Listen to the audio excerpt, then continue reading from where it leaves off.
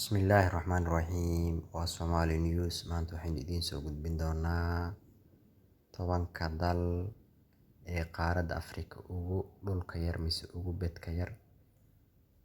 Waxaynu filaynaa in bilow ilaa dhammaad aad wax badan ka faa'iidi doonto. Qaaradda labaad ee ugu weyn adduunka waa qaaradda Afrika. Waxa ay ka kooban tahay 53 waddan oo xuduudahooda leh. Qaaraddu waxa ay haysataa dhul dhan 30.3 milyan oo kiiloomitir oo laba jibaaran, taasoo ka dhigan 20.4% dhulka adduunka. Haddaynu ku hormarno, waddanka koowaad ee ugu dhulka yar qaaradda Afrika waa jasiiradda la yiraahdo Seychelles.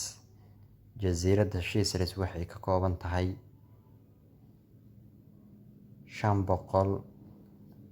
451 kiiloomitir square.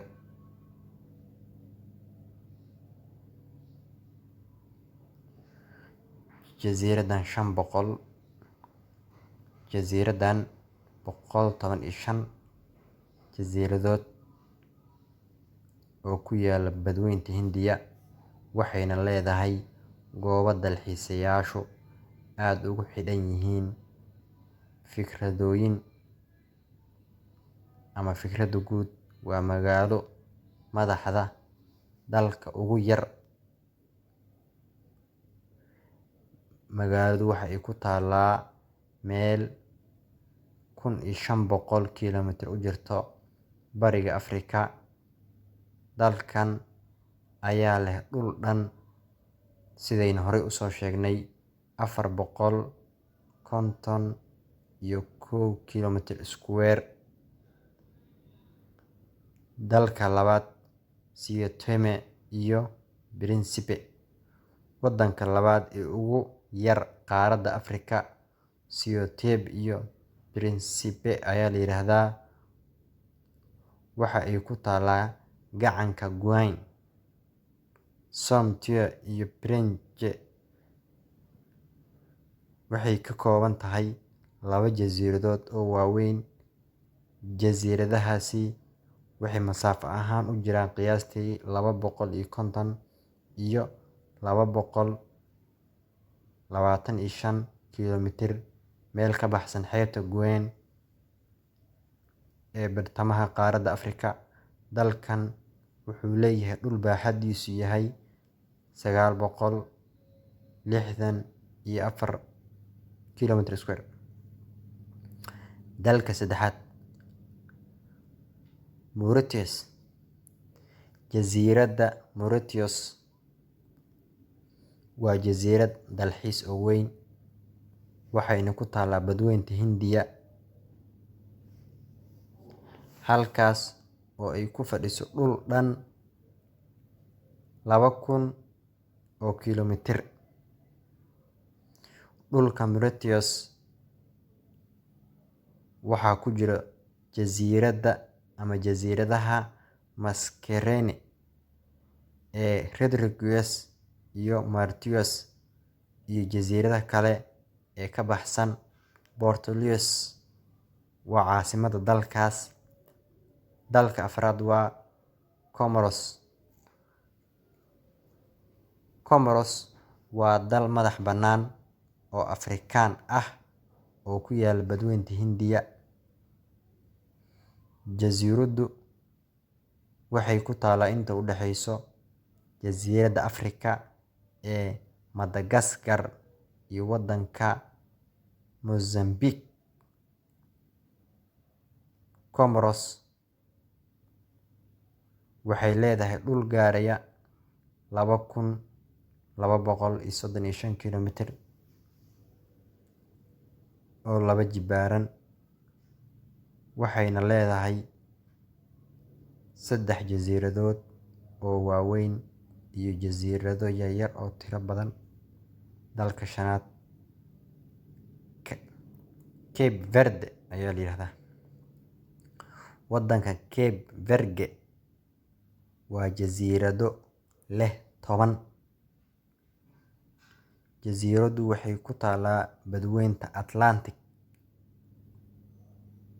oo masaafad u jirta 570 kiiloomitir dhanka galbeed ee dalka Senegal, galbeedka Afrika. Jasiiraddu waxa ay ka kooban tahay 4,033 kiiloomitir laba jibaaran,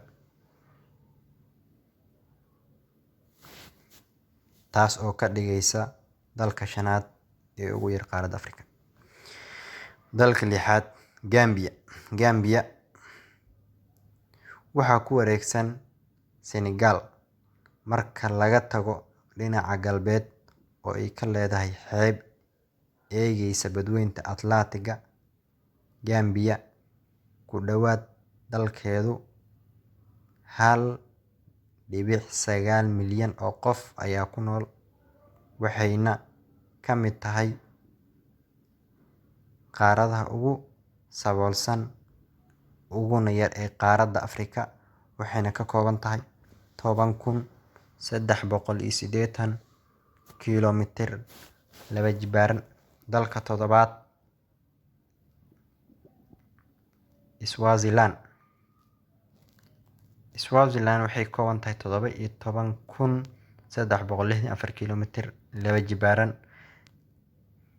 Deriska Swaziland waa Mozambique iyo South Africa. Waa boqortooyo oo leh Kingi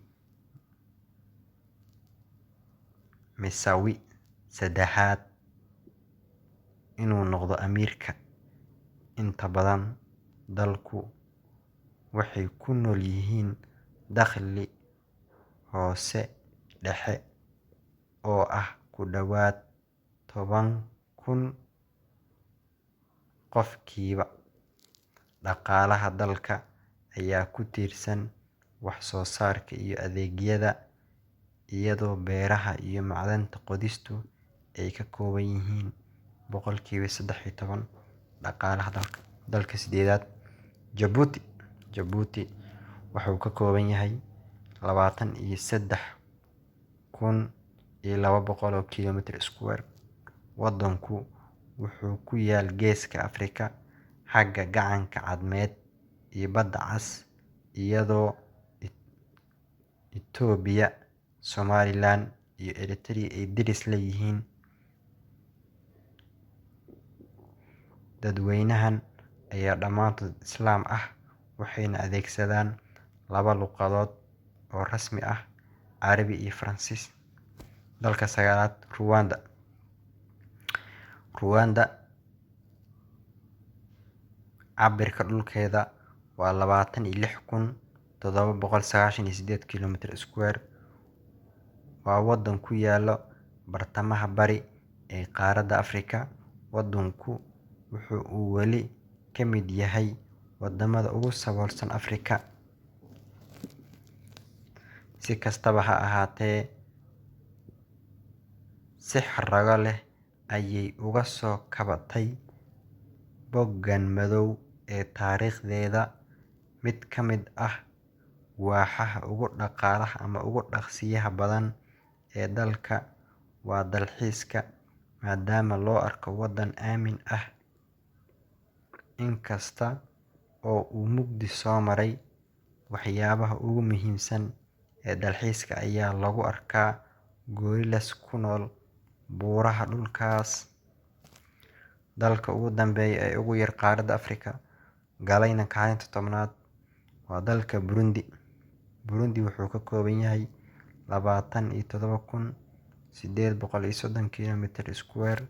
Waddanku waxa uu dhacaa bartamaha Afrika.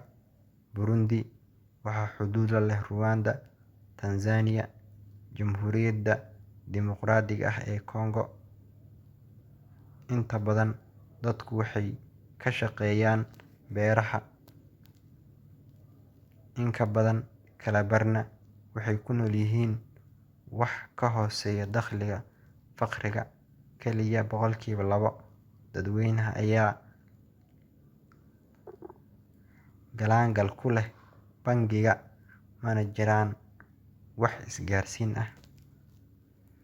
Waxaan filayaa inaad si fiican uga bogatay 10 dal ama 10 dhul ee ugu yar qaaradda Afrika. Waan filayaa inaad si wanaagsan u qaybtay. Xogtan waxaynu ka soo qaadnay Shucaac Media ama Showrac Media. Adna waad ku mahadsan tahay inaad heerkan soo gaarto. Assalaamu calaykum waraxmatullaahi tacaala wabarakaatu.